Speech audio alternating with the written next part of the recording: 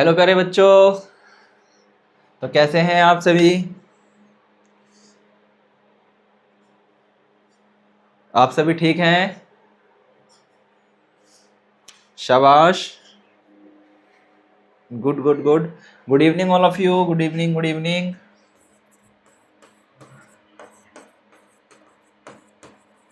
Good evening my dear students. तो कैसे हैं आप सभी? एक बार मुझे जल्दी से बता दो। वेलकम करता हूं बच्चा, आप सभी का वेलकम वेलकम।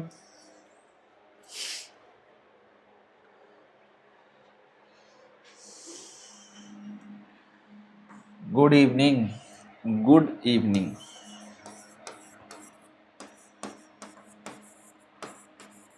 गुड इवनिंग तो होएगी ना, क्योंकि आज आपका ये जो लास्ट चैप्टर चल रहा है इसकी आज लास्ट क्लास है ना। तो कैसे हैं आप सभी? मैं आशा करता हूं कि आप सभी हैप्पी होंगे, स्वस्थ होंगे और हेल्दी होंगे और अपनी क्लासेस को आप रेगुलर कर रहे होंगे, है ना। और मैं साथ में ये भी मान करके चल रहा हूँ कि जितनी भी अभी तक हमारी पिछली क्लासेस हुई हैं मेरे प्यारे बच्चों, आप सभी उनका बैकअप चेक कर रहे होंगे या फिर देख रहे होंगे। और साथ में जितनी भी आपका डाउट क्लासेस है आप उसको भी एक बार देख रहे होंगे। मैं ऐसा मान करके चल रहा हूँ मेरी तरफ से। क्या मैं ऐसा मान करके चल सकता हूँ कि आप सभी जो बैकअप्स है, जो आपके पास वीडियो रखी हुई है रिकॉर्डेड में ऐप के अंदर, आप उनको देख रहे हैं या नहीं देख रहे? एक बार मुझे बता दो कि कितने ऐसे बच्चे हैं जो उस वीडियो को देखते हैं और कैसे कितने बच्चे हैं जो उन वीडियो को नहीं देखते या इग्नोर मार रहे हैं अभी। बताओ जल्दी से। कितने बच्चे हैं जो उस वीडियो को देखते हैं, वो यस लिखे। और ऐसे कितने बच्चे हैं जो उस वीडियो को नहीं देख रहे हैं, वो नो लिखे। झूठ कोई भी नहीं बोलेगा। झूठ बोले कौवा काटे, काले कौवे से डरना सीखो, है ना। जल्दी से बताओ यस और नो में आंसर दो। ऐसे कितने बच्चे हैं जो प्रैक्टिस कर रहे हैं अपने एग्ज़ाम की? जल्दी से मुझे बता दो। ऑलमोस्ट आपके पास इनफ टाइम बच रहा है, काफ़ी बहुत टाइम कम है हमारे पास, है ना। और आज की बात हम करेंगे डेटा एनालिसिस की, लास्ट चैप्टर है अपना। फिर एक बार आप सभी का स्वागत करता हूं बच्चों दिल खोल करके आपके अपने स्टार्ट क्लासेस में। Welcome dear students, welcome welcome welcome प्यारे बच्चों। वेलकम आदित्य बेटा, सिमरन, सभी का, हर्षित, आप सभी का दिल खोल करके स्वागत है। यशराज, आशीष, आराध्या, सक्षम, ऋषभ, देवेंद्र, आरुषि, अरे वाह, वंश, विहान, सूर्यकांत, आप सभी का दिल खोल के स्वागत है। हार्दिक बेटा, एलेन। तो कैसे हैं आप सभी? एक बार मुझे जल्दी से बता देंगे। मैं देख पा रहा हूँ सभी बच्चे लाइव है। अरे वाह, चलो आओ स्टार्ट करते हैं डेटा एनालिसिस का। जैसे कि आपको पता है हमने कई सारी चीज़ें इसके अंदर चेक कर ली थी। ये आपका पिक्चोग्राफ था। मैं एक बार आज फिर सारी चीज़ों को क्लियर करूँगा, ठीक है। मैं आज की क्लास में फिर से एक बार सारी चीज़ों को क्लियर करूँगा और हर एक चीज़ को मैं कंफर्म करूँगा कि आप सभी को क्लियर हो जाए। ओके, ये आपका पिक्चोग्राफ था, ये आपने उसको क्लियर कर लिया था। तो एक बार जल्दी से लिखेंगे यस सर। हाँ हमें सर पिक्चोग्राफ एकदम क्लियर हो गया था। मैं सारी चीज़ों को बच्चा आज दोबारा क्लियर कराऊंगा। Okay my dear students, okay जल्दी से लिखेंगे। ओके लिखो यस सर। आज की क्लास में हम सारी चीज़ों को एकदम गोली की तरह समझेंगे। कैसे समझेंगे? दोबारा से गोली की तरह क्लियर करेंगे। तो जल्दी से बताओ यस सर। ओके जल्दी जल्दी लिखो, शाबाश। चलो बच्चों, सर्दी होने लगी है, अपना ध्यान रखा करो, ठीक है। शाम को और सुबह बिल्कुल अच्छी तरीके से अपने आप को पैक करके रखो। चलो आओ एक बार पिक्चोग्राफ को दोबारा से देखते हैं और एक्सप्लेन करता हूं मैं आपको सेकंड उसके अंदर। कहता है मेरा बच्चा पहले पिक्चोग्राफ के अंदर कहता है आंकड़ों को किसी संकेत द्वारा प्रदर्शित करना, है ना। Displaying the data through a symbolic called a pictograph और a symbolic in the picture form. किसी भी चीज को सिंबॉलिक फॉर्म में लिखना, उसको क्लियर करना, हमें बताता है कि उसे हम पिक्चोग्राफ के अंदर बता सकते हैं। जैसे कि यहाँ पर मेरे बच्चा 10 पुस्तकों के लिए एक पुस्तक का यूज कर लिया, हमने साथ में नीचे एक इंडिकेटर लिख दिया। क्या लिख दिया इसमें? इंडिकेटर दे दिया, जिससे कि हम बता सकते हैं कि यह जो एक डब्बा है ये 10 पुस्तकों के बराबर है ना। अब एक डब्बे की, अब इतने से डब्बे के अंदर आप 100 पुस्तकें तो नहीं बना सकते एक साथ, है ना। जैसे कि यहाँ पर कितनी है, 70 पुस्तकें। यहाँ पर आप 70 पुस्तक बना सकते हो, 70 डब्बे नहीं बना सकते। हम 70 डब्बे यहाँ पर नहीं क्रिएट कर सकते। इसीलिए हमने क्या करा, एक सिंबल बना दिया। क्या बना दिया हमने मेरे बच्चा? सिंबल बना दिया। लो सर, ये जो डब्बा है ना, ये अपने अंदर 10 बुक लेकर के बैठा हुआ है। कितनी बुक्स? 10 बुक्स को लेकर के, अपने अंदर 10 बुक्स को लेकर के बैठा हुआ है। कितनी बुक्स को लेकर के बैठा है? 10 बुक्स को लेकर के बैठा है। अगर मैंने किसी डब्बे में बच्चा इस तरीके से बना दिए, जैसे कि 2 डब्बे बनाए तो ये 20 बुक को बताएगा, है ना। 4 डब्बे बनाए तो ये 40 बुक को बताएगा। एक डब्बा बनाया तो 10 बुक को बता रहा था। 1 2 3 4 5 बनाए तो ये 50 को बता रहा है। 4 बनाए तो 40 को, अगर 7 बनाए तो 70 को प्रदर्शित कर रहा है।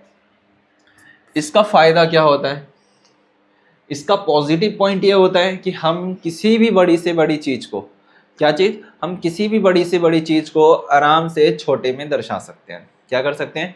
किसी भी बड़ी सी बड़ी चीज को हम छोटे छोटे फॉर्म्स में आराम से लिख सकते हैं, जिससे कि हमारे पास क्या होता है, उसका बेनिफिट निकल के आता है। एक बड़े से डब्बे को हमने छोटे से रूप में प्रदर्शित कर दिया। ठीक है, जरूरी नहीं कि यहाँ पर बुक्स हो। अगर यहाँ पर गाय होती, यहाँ पर एलिफेंट होता, है ना। अब मैंने कहा 70 एलिफेंट का जोड़ा है, ठीक है। यहाँ पर हमने कहा था 70 की, चलो बच्चे ले लेते हैं, ठीक है। हमने कहा ये जो बॉल है, स्टूडेंट्स ले लेते हैं, बच्चे ले लेते हैं,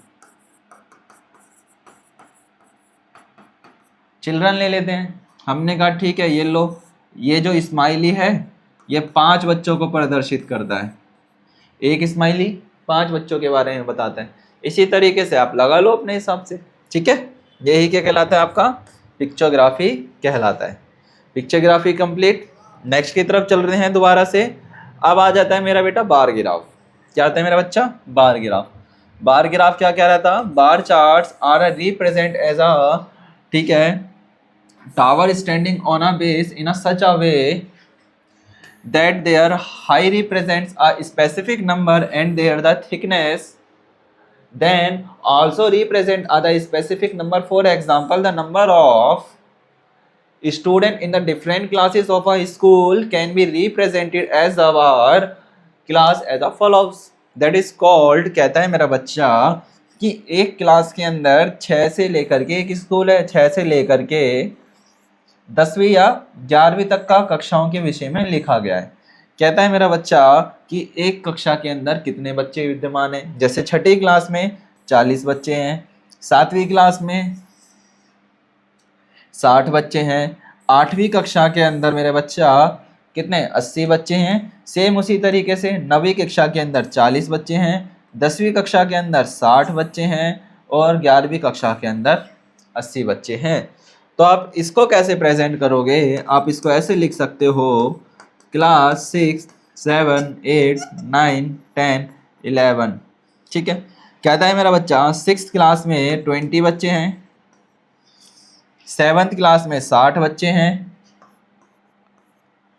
8th क्लास में 80 का आंकड़ा है, 9th क्लास में 40 का आंकड़ा है, फिर 10th क्लास में मेरा बच्चा 60 का आंकड़ा है और 11th क्लास में 20 का आंकड़ा है। तो ये जो डेटा है आपने क्या करा, इसको आपने एक बार चार्ट पे रिप्रेजेंट करा। क्या करा? बार चार्ट पे रिप्रेजेंट करा। Clear? That is clear my dear students? Okay, so we are going to a next part. Our let's start the example of this question. So the example explaining to you, सो कहता है, जरा ध्यान से क्या लगेगा, कहता है in this the data is shown the through columns if the production of a wheat. किसके प्रोडक्शन के बारे में बात कर रहा है? व्हीट मतलब गेहूं के चने और बारे में बात कर रहा है। कहता है column if the production of the wheat rice and the gram in a metric ton in a village is a 3, 6 and 4.5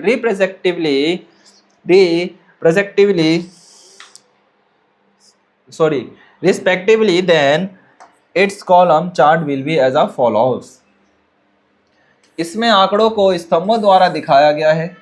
यदि किसी गांव में गेहूं, चावल, चने की पैदावार मैट्रिक टनों में क्रमशः 3, 6, 4.5, तब इसका स्तंभ चार्ट निम्न होगा। देखो यहाँ पर आपको खाद्यान्न के बारे में बताया गया है, कुछ फूड साइकिल के बारे में बना है। उसको आपने क्या करा मेरा बच्चा, आपने नीचे लिखा प्रोडक्शन, ठीक है, यहाँ पर आपने लिखा production in a metric tons, और आपने यहाँ पर लिखा फूड। क्या लिखा मेरा बच्चा? फूड, या फिर आप इसको कह सकते हैं रॉ मटेरियल्स। कहता है कि एक गांव के अंदर जो गेहूं की पैदावार हुई है 3 मैट्रिक टन, तो ये 3 को प्रदर्शित कर रहा है। चावल की पैदावार हुई है 6%, तो ये 6 की तरफ बार बना दिया। चना कहता है मेरे बच्चा 4.5, मतलब देखो ये जो वाला हिस्सा है जो रेड मार्कर से मैं बना रहा हूँ, रेड मार्कर से मैं बना रहा हूँ, ये देखो ये बीच में है। कहाँ पर है ये मेरे बच्चा? ये तुम्हारा बीच में है। कहाँ पर है ये? बीच में है। कहाँ पर है ये चना? बीच में है। चना कहाँ पर है मेरा बच्चा? बीच में है। ओके, ये किसमें दर्शाना चाहता है? ये एग्जाम्पल कह रहा है आपको कुछ वैल्यू दी है जो आपको मैट्रिक टन के बारे में बताती है। मैट्रिक टन मतलब आपका 100 के आसपास के किलो में बताना चाहती है, 1000 के पास। ठीक है, आओ नेक्स्ट की तरफ चलते हैं। जो नेक्स्ट है मेरे बच्चे वो है आपका, ये देखो ये आपका हिस्टोग्राम। हिस्टोग्राम याद करो क्या था इसके अंदर? आपस में जो चिपक करके बनते हैं, इसके अंदर गैप नहीं होता, जो किसी वर्ग अंतराल के ऊपर बनाए जाते हैं। कहता है 60 विद्यार्थियों द्वारा गणित टेस्ट में प्राप्त किए गए अंकों का वर्ग अंतराल या बारंबारता आवंटन इस प्रकार से। याद करो मैंने इसमें आपको क्या बताया था, याद करेंगे। इसमें कहता है मेरा बच्चा 0 से लेकर 10, 10 से लेकर के 20, देखो गैप नहीं है, यहाँ पर गैप नहीं है। 20 से 30, 30 से 40, 40 से 50, 50 से 60 जा रहा है। 0 से 10 गया, 10 से 20, 20 से 30, 30 से 40, 40 से 50, 50 से 60, 60 से 70, ये इस हिसाब से चल रहा है। ठीक है मेरे बच्चा, कहता है कि 10 से 2 तक, 10 से लेकर के 10 तक मार्क्स बता रहा है ये किसी बच्चों के, क्या बता रहा है? नंबर। कहता है मेरे बच्चे 0 से लेकर के 10 तक में अंक प्राप्त करने वाले 2 बच्चे हैं, 10 से लेकर के 20 में 10 बच्चे हैं, 20 से लेकर के 30 में 21 बच्चे हैं, 30 से लेकर के 40 में 19 बच्चे हैं, 40 से 50 में 7 बच्चे हैं, 50 से 60 में 1 बच्चा है, और इनका टोटल है मेरा बच्चा 60। कितने बच्चे हैं टोटल? 60। अब इसी को देखो, 0 से 10, 0 से 10, 10 से 20, 20 से 30, 30 से 40, 40 से 50, 50 से 60, 50 से 60, तो कितने हैं? 2 है, 10 है, 21 है, 19 है, 7 है और 1 है। तो टॉपर कौन कहलाया? 1 वाला।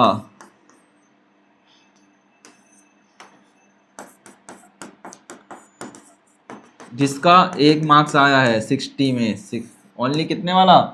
60 वाला। 60 मार्क्स कितने लाया है? मतलब 50 से लेकर के 60 के बीच में कितने बच्चों के नंबर है? सिर्फ और सिर्फ 1 बच्चे के।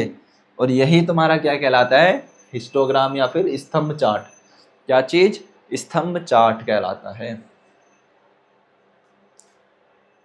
ये देखो, ये था आपका बिंदु चार्ट। याद करो, बिंदु चार्ट हमने बनाया था, ये सेम किसी स्कूल के बारे में बताना था। देखते हैं बिंदु चार्ट या रेखा चार्ट, या फिर इसको लाइन ग्राफ भी कहते हैं। कहता है the given graph show that the number of students in a school in different years, अलग अलग साल में अलग अलग बच्चों के बारे में बता रहा है। कहता है कि 2018 में 400 बच्चे पढ़ रहे थे। 2019 में कितने? 300 बच्चे थे। 2020 में 200 बच्चे हो गए। 2021 में ये डेटा ऊपर जा कर के 500 बच्चों तक उछाल मारा। 2022 में फिर दोबारा मेरे पास बच्चे 300 बच्चा आया। फिर 2023 में ये डेटा थोड़ा सा ऊपर बढ़ के 400 बच्चों तक पहुंचा। इन बिंदुओं को हमने क्या करा, आपस में एक दूसरे से मिला दिया और इसी से हमारा क्या बना, लाइन या फिर डॉट चार्ट बना। ठीक है। दिया गया रेखा चित्र एक स्कूल में विभिन्न वर्षों में विद्यार्थियों की संख्या को रिप्रेजेंट करता है। क्या करता है? रिप्रेजेंट करता है। Okay okay, that is clear now all students? So yes, जल्दी लिखो। जिन जिन को भी क्लियर होते जा रहा है साथ में यस लिखते चलेंगे। चलो, एक है आपका था पाई चार्ट या फिर हम इसको सर्कुलर ग्राफ भी कहते हैं। पाई चार्ट में क्या था, याद करो कि किस तरीके से कहता है, आंकड़ों को वृत्ताकार में विभिन्न भागों में दर्शाया जाता है। दिए गए पाई चार्ट द्वारा एक परिवार के स्पेंडिंग्स को दिखाया गया है कि उसका परिवार कितना रुपए किस चीज पे खर्च करता है प्रतिशत में। कहता है कि 20% तो वो मेडिसिन में खर्च करते हैं, 10% वो आपका एजुकेशन में खर्च करते हैं, 40% वो आपका ग्रोसरी में खर्च करते हैं, और कहता है कि 30% वो अपना एंटरटेनमेंट में स्पेंडिंग करते हैं। दे आर पेरेंट्स, है ना, this families are spending our money how the many parts. The first part of a medicine, second part is a education, third part is our grocery materials and raw materials in uses the self, and fourth is a 30% is a entertainment like cinemas, mobile recharges and etc. Okay dears, तो इन सब का कितना हो गया? अगर मैं बच्चा 20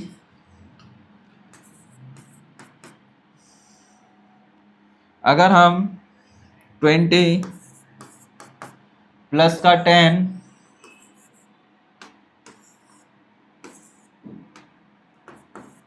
plus का 30 प्लस का 40 करते हैं तो कितना आता है? 100। कितना आ जाएगा? और ये टोटल स्पेंडिंग ऑफ मनी कितना है? Total spending of money 100%। Okay, same इसी तरीके से जैसे कि आपके फादर अपनी सैलरी लेकर के आते हैं और आप भी उनको क्या करते हो, कई सारे पार्ट्स में वो डिवाइड हो जाती है। जैसे कि आपका घर का खाना हो गया, आपके स्कूल की, आपके ट्यूशन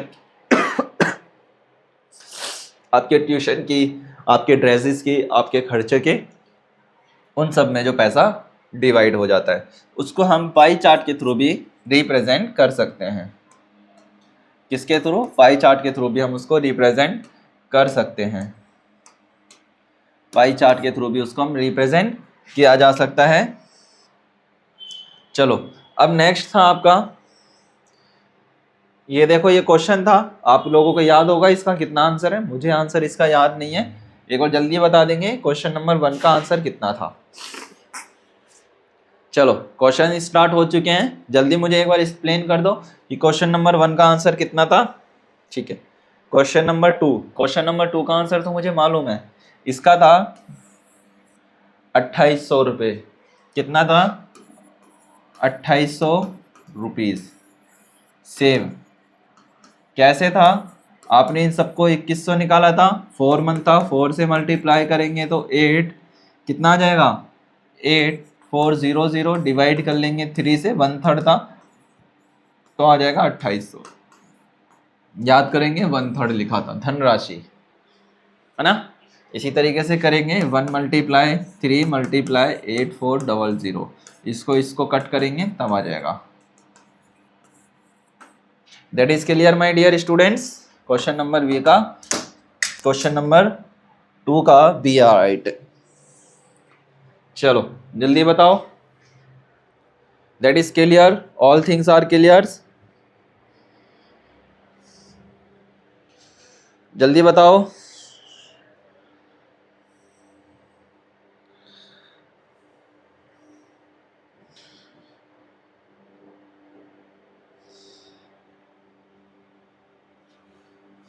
चलो नेक्स्ट क्वेश्चन की तरफ चलते हैं, ध्यान देना। ओके, क्वेश्चन नंबर 3 है, ध्यान से करेंगे, ध्यान से समझेंगे क्या कहना चाहता है।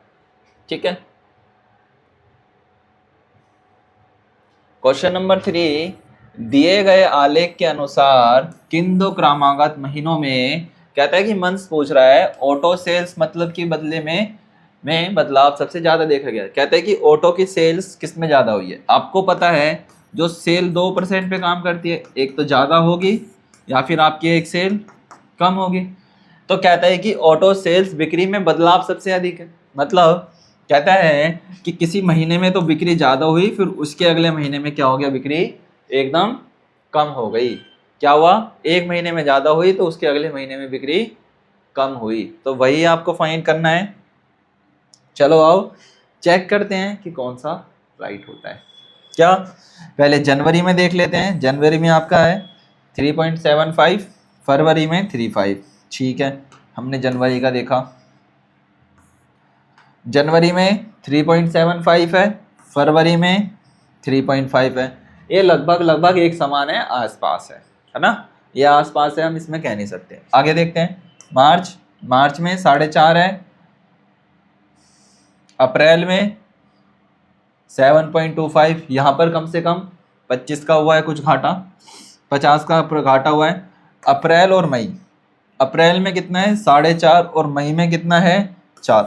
हाँ, यहाँ पर हमें भी कुछ लमसम सेम नज़र आ रहा है। यहाँ पर 75 कितना 4.75 में से माइनस कर लो 4, तो कितना बचेगा 75 का लॉस नज़र आ रहा है। कितने रुपए का 75 का लॉस आ रहा है। ओके, जून में जाते हैं, जून में 4.5, नहीं इतना ज़्यादा नहीं है। तो कौन से मंथ में आपको ज़्यादा नज़र आ रहा है, अप्रैल और मई। कौन से महीने में, अप्रैल और मई में आपको ज़्यादा लॉस नज़र आ रहा है।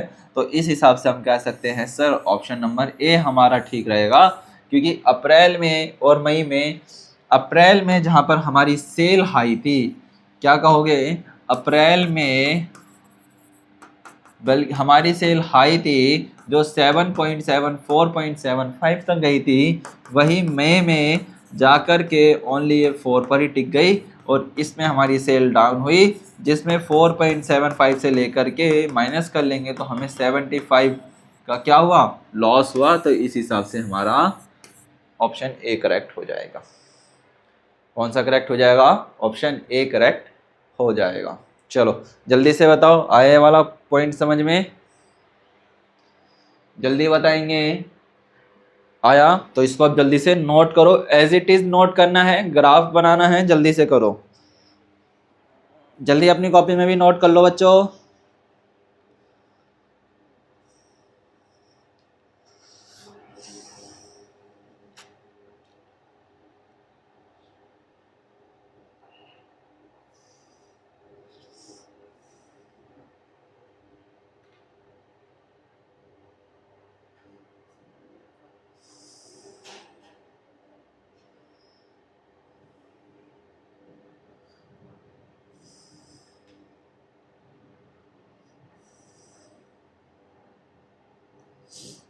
जल्दी करो बच्चा।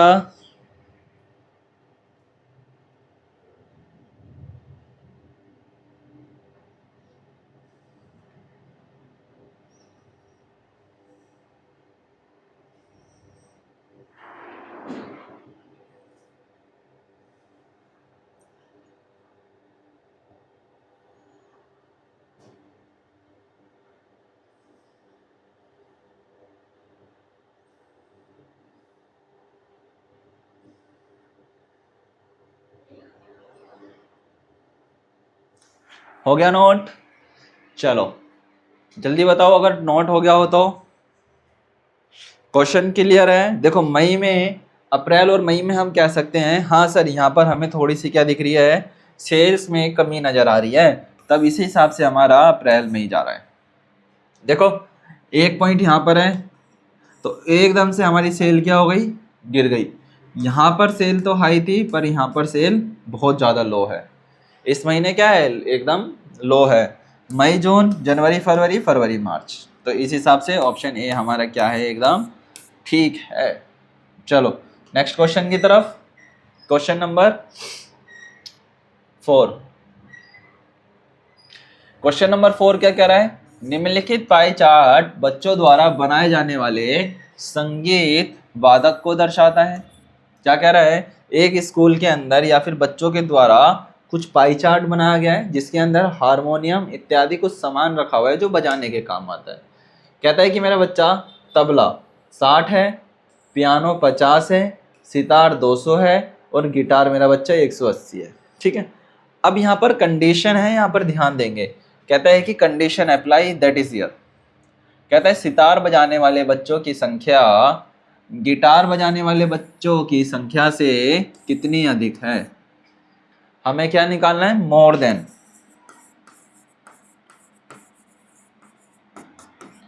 कहता है सितार बजाने वाले बच्चे कितने हैं? हमने कहा सर सितार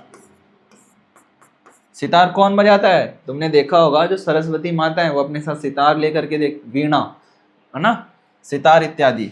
वीणा 200 है, गिटार कितने हैं? 180 है। वाले बच्चों की संख्या से कितनी अधिक है? सितार कितने बजा रहे हैं बच्चे जानते हैं? 200, गिटार 180, तो डिफरेंस निकाल लो। अंतर कितने का है? आप कितने का कहोगे? सर ये 200 है और 180 है, तो दोनों में अंतर कितने का निकल के आ गया? आप कहोगे सर 20 का। और इस हिसाब से हमारा कौन सा ऑप्शन ठीक हो जाएगा? ऑप्शन नंबर सी एकदम राइट हो जाएगा। तो आपने क्या करा? जो भी इसकी डिमांड थी क्वेश्चन की, आपने उसको फुलफिल कर दिया। क्या कर दिया मेरा बच्चा? आपने उसकी डिमांड को फुलफिल कर दिया। जल्दी से बताना एक बार, ये सर्कुलर वाला या पाई चार्ट वाला या वृत्तीय चार्ट वाला आप सभी को समझ में आया क्या मेरे बच्चों? बताना एक बार जल्दी से, दैट इज क्लियर करो जल्दी से डियर।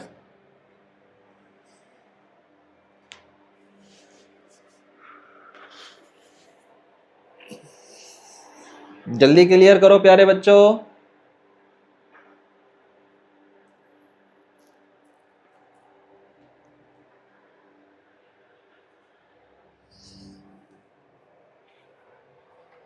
जल्दी जल्दी जल्दी जल्दी जल्दी जल्दी बताओ। अच्छा, एक चीज़ और क्लियर करना, ऐसे कितने बच्चे हैं जो अभी तक प्रैक्टिस नहीं करना स्टार्ट करे हैं आपके पिछले अध्यायों की? ऑलमोस्ट हमारा जो सिलेबस है वो आज कंप्लीट है ना? आज की क्लास में हमारा सिलेबस क्या है? एकदम कंप्लीट है। ऐसे कितने बच्चे हैं जिन्होंने अभी तक कुछ भी नहीं प्रैक्टिस करी है पिछले क्लासेस की? चाहे वो आपका सिंपल इंटरेस्ट वाला चैप्टर हो, SI/SP वाला चैप्टर हो, परसेंटेज वाला चैप्टर हो, एवरेज वाला चैप्टर हो। एक बार मुझे जल्दी से बता दो माय डियर स्टूडेंट्स, आज आप लोगों को पता है क्या करोगे? आज आप लोग अपनी मैथ्स की कॉपी का जो पहला पेज है, याद करो जब मैंने पहली क्लास करवाना स्टार्ट करी थी तब मैंने आप सभी को सिलेबस दिखाया था। याद आ रहा है? मैंने कहा था मेरे प्यारे बच्चों कि आप सभी को मैं सिलेबस दिखा रहा हूँ। मैंने कहा था कि मैं आप सभी को सिलेबस दिखा रहा हूँ। सिलेबस में हम उन सभी चैप्टर्स को क्लियर करेंगे या कंप्लीट करेंगे जो चैप्टर्स हमने कर लिए हैं अभी तक, है ना? सॉरी, जो हमको करने हैं। और उसी के अनुसार आज हमारा लास्ट क्लास है ना? और लास्ट क्लास है, बिल्कुल है जी। अच्छा, और लास्ट क्लास होने के नाते आज हमारा ये कर्म पर धर्म या फिर हमारा ये बहुत ज़्यादा दायित्व भी बनता है कि मैं आपको एक दिन की अवकाश प्रदान करूं। क्या दूं? मैं आपको एक दिन की छुट्टी दूं। ठीक है, ध्यान रखना। आज हमारा सिलेबस कंप्लीट है तो इसके बाद आपकी क्या है? एक दिन की छुट्टी रहेगी मैथ्स की। क्या रहेगी? मैथ्स की आपकी छुट्टी रहेगी। छुट्टी इसलिए रहेगी क्योंकि हमें क्या रेडी करनी है? PYQs रेडी करना है। क्या PYQs का मतलब? ध्यान देंगे इसका तो ऑप्शन हम आपके लिए रेडी करेंगे। PYQs मतलब पिछले साल के अभी तक जितने भी एग्ज़ाम्स हुए हैं, एंट्रेंस एग्ज़ाम्स, उन्हीं के सभी एक्स्ट्रा क्वेश्चंस सब्जेक्ट वाइज या सिलेबस वाइज। क्या चीज़?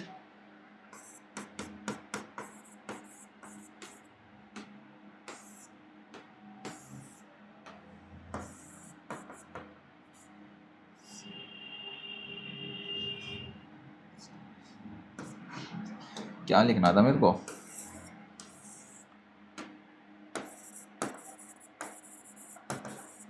सिलेबस वाइज हम क्या करेंगे, चैप्टर के क्वेश्चंस को प्रेजेंट करेंगे आपके सामने, जो आपके प्रीवियस ईयर होंगे 2018, 2019 या फिर इससे भी पहले के।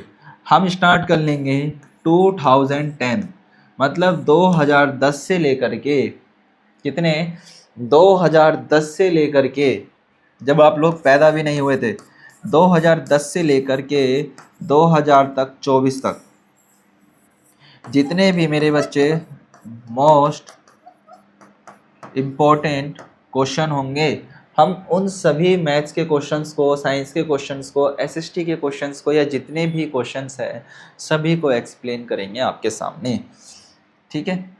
और साथ में मैं आपको ये भी बताऊंगा कि आप OMR sheet, mean by the OMR sheet, OMR sheet का मतलब क्या होता है, ये एक ऐसी, जो आप परीक्षा देने वाले हो, ये किस प्रकार का परीक्षा का पैटर्न होता है, इसमें टाइम के बारे में आपको बताया जाएगा, ठीक है, आपको ट्रिक बताई जाएगी, टाइम बताऊंगा आपको, ट्रिक बताऊंगा, साथ में आप अपनी OMR, जो आपकी मेरे बच्चे शीट है, इसको कैसे फिल करनी है ना। कई बार क्या होता है, और कौन सा पेन लेकर के जाना है, पेन ब्लू लेकर के जाए या फिर ब्लैक लेकर के जाए, कई बार ये दिक्कत रहती है।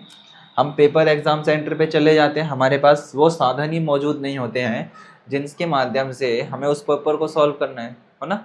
कभी कभार क्या होता है, हमारे पास वो सब कुछ नहीं होता, वो कुछ भी नहीं होता जिसके माध्यम से हमें युद्ध में लड़ना है, हमारे पास वो हथियार ही नहीं है जो हम युद्ध में जा कर के लड़ेंगे,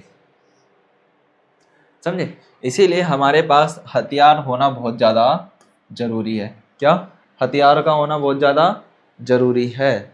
अगर हमारे पास हथियार है हमारे मौजूद, चाहे वो ब्लैक पेन हो, ब्लू पेन हो, हमारा ब्रेन हो अच्छी तरीके से वर्क कर रहा है, तो हम किसी भी चीज़ को गलत नहीं करेंगे, ठीक है।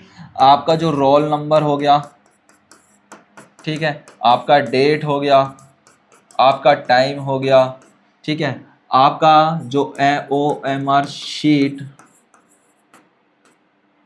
शीट नंबर हो गया, आपका क्वेश्चन पेपर नंबर हो गया। इन सारी चीज़ों को कैसे फिल करते हैं, how to fill the OMR sheet, क्या, how to fill OMR sheet, and we are the good prepared by the entrance exam. और हम कहाँ से इसके लिए अच्छी से तैयारी और कैसे कर सकते हैं, इन सारी चीज़ों को मैं बताऊंगा आपको, किसके थ्रू, PYQs के थ्रू, और आप क्वेश्चन को ट्रिक के माध्यम से कैसे कर सकते हो, और ये सारी चीज़ें मैं आपके सामने प्रेजेंट करूंगा। ओके डियर्स, किसी भी बच्चे को घबराने की कोई भी ज़रूरत नहीं है, चाहे वो हमसे पढ़े, चाहे वो हमारा स्टूडेंट हो या और कोई भी हो, किसी को डरने की ज़रूरत नहीं है। हम खड़े हैं आपके साथ यहाँ पर, इस चीज़ का ध्यान रखना है बस, ठीक है। और बाकी हम बात करते रहेंगे धीरे धीरे। इसका आंसर हो जाएगा कितना, 20। ये सारी की सारी चीज़ें आपको बताई जाएगी स्टार्ट क्लासेस के through, only on start classes पे, ओके। तो कितना, 20%। चलो नेक्स्ट क्वेश्चन का आंसर दो जल्दी से, क्वेश्चन नंबर 5। अब मुझे ये बताओ इस क्वेश्चन में क्या कह रहा है, कहता है निम्नलिखित रेखा चित्र एक स्कूल में विभिन्न वर्षों में विद्यार्थियों की, मतलब स्टूडेंट्स की संख्या को बताता है। कहता है कि किस वर्ष स्कूल में विद्यार्थियों की संख्या सबसे ज्यादा थी, अधिक मतलब हाई थी। हाई का पता कैसे लगाएंगे, हम ये देखेंगे पहले कि किस वर्ष स्कूल में संख्या ज़्यादा थी, ABCD, हमारे पास ऑप्शंस तो हैं। हम ये चेक करेंगे कि सबसे ज़्यादा मीटर हमारा कहाँ पर है, सबसे ज़्यादा वाला मीटर यहाँ नज़र आ रहा है, और ये यहाँ पर है 2022 पे। तो सीधा वहाँ पर नज़र दौड़ाई, सीधा 2022 पे आपने टिक लगाया। क्या करा, सीधा नज़र दौड़ाई और सीधा आपने क्या कर दिया, टिक लगा दिया। ओके, बस कुछ था क्या इस सेकंड में? सेकंड्स का क्वेश्चन था। पर एक बार डेटा चेक कर लेते हैं। डेटा जब हम चेक करते हैं, कहते हैं 2019 में 200 बच्चे थे, 2020 में 400 बच्चे थे, 2021 में कितने? 300 बच्चे थे। लिख लेते हैं।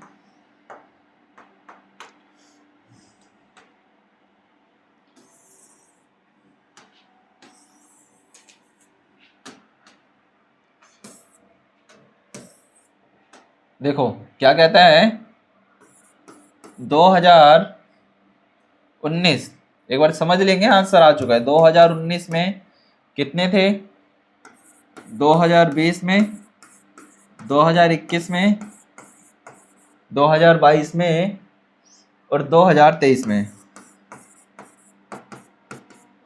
आंकड़े हमारे पास है, हम चेक करते हैं।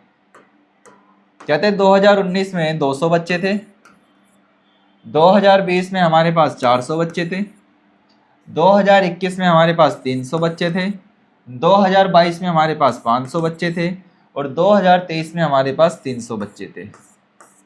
तो आप इसके अंदर कह सकते हैं कि सर यहाँ पर एक ऐसा डेटा हमें दे रखा है जिसमें हाईएस्ट है, 2022 में सबसे ज़्यादा बच्चे हैं, इसमें 500 बच्चे हैं। कितने बच्चे हैं 2022 में? 500 बच्चे हमें नज़र आ रहे हैं 2022 में। तो इस हिसाब से हमारा क्या हो जाएगा, बी वाला एकदम राइट हो जाएगा। तो इसका जो आंसर है वो क्या हो जाएगा, बी हो जाएगा।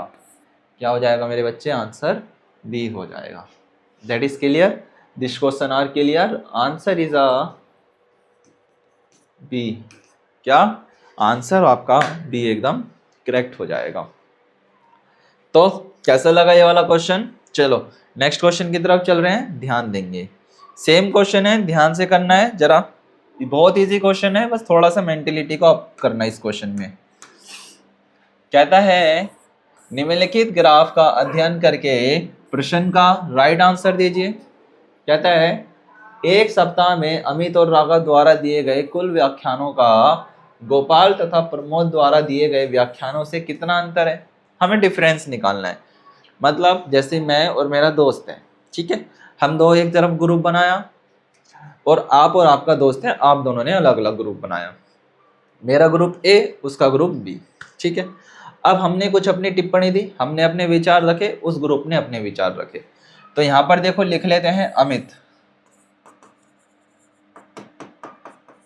अमित और राघव, ठीक है, ये एक ग्रुप हो गया। दूसरा है गोपाल और प्रमोद,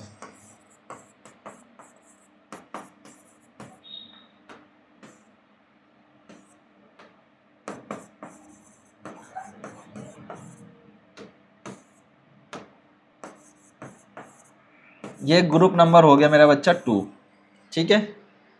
अच्छा अब चलो व्याख्यान देखते हैं। अमित ने दिया 2 का व्याख्यान, लो भैया 2, और राघव है, अमित के साथ राघव है, राघव ने दिया 5 का व्याख्यान, लो, ठीक है। प्रमोद और गोपाल, गोपाल ने कितने का व्याख्यान दिया है, 4 का। गोपाल ने बेटा 4 का व्याख्यान दिया और प्रमोद ने दिया 3 का। अब क्या कर लो, इन दोनों को मिला लो, ग्रुप 1 ग्रुप 2, अगर 2 प्लस का 5 करते हैं तो कितना आता है, 7 आ जाएगा, ठीक है। ध्यान देंगे, 2 प्लस का 5 7, ठीक है, और 4 प्लस का 3 7, 7/7 डिवाइड कर लेंगे तो कितना आ जाएगा, 0। या फिर डिवाइड कर लो या वो कर लेते हैं, माइनस कर लेते हैं, दोनों के व्याख्यानों को क्या कर लेते हैं, घटा लेते हैं, तब कितना आ जाएगा, 0। तो दोनों के व्याख्यान क्या है, एकदम बराबर। और जहाँ पर बराबर होता है तो क्या करते हैं, वहाँ पर हम 0 मान के चलते हैं। तो इस हिसाब से कौन सा आपका राइट आंसर हो जाएगा, इस हिसाब से आपका राइट आंसर हो जाएगा इसका डी। क्या हो जाएगा इस हिसाब से, एकदम डी। कुछ भी नहीं है, सिर्फ ग्रुप बनाना है। क्या करना है बच्चा, ग्रुप बनाया, ग्रुप ए नाम दिया और ग्रुप बी नाम दिया, बस। इसका 2 और 5 7 होता है, इसका 4 और 3 7 होता है। इसने भी 7 का व्याख्यान दिया, इसने भी 7 का व्याख्यान दिया, दोनों में टाई हो गया, दोनों का मैच क्या हो गया, टाई हो गया, रिजल्ट 0 आ गया। दोनों का मैच टाई हुआ, रिजल्ट 0 आया। Okay, that is clear. जल्दी से बताओ, दैट इज क्लियर। आओ अपने नेक्स्ट क्वेश्चन की तरफ चलते हैं, ध्यान देंगे। क्वेश्चन नंबर लास्ट है, जरा ध्यान देंगे। नीचे दर्शाए गए नीचे दर्शाए गए आलेख में वर्ष 2005 और 2007 में लगाए गए कुल पेड़ों की संख्या ज्ञात कीजिए। क्या पूछ रहा है आपको, पेड़ देखने हैं। आओ पेड़ चेक कर लेते हैं।